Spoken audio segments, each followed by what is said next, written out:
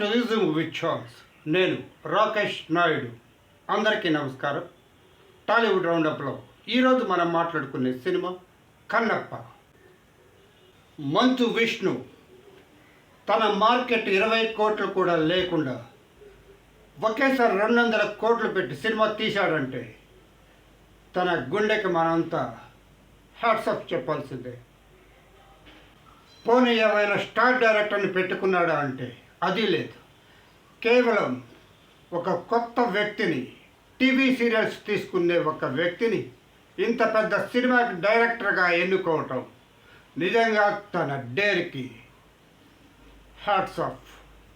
పైగా ఈ సినిమాకి మొదటి నుంచి అంత నెగిటివిటీ, ప్రతి ఒక్కరూ బ్యాడ్గా మాట్లాడుకునేవాళ్ళు, ప్రతి ఒక్కరూ ట్రోల్ చేసేవాళ్ళు.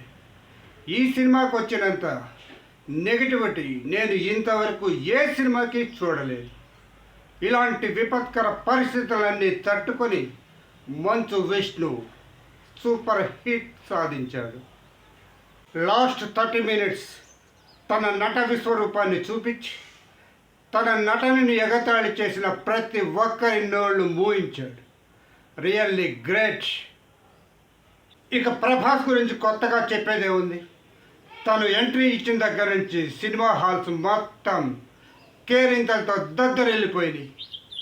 నెక్స్ట్ టాలీవుడ్ రౌండప్లో ఇంకో సినిమా గురించి మాట్లాడుకుందాం. Thank you for watching.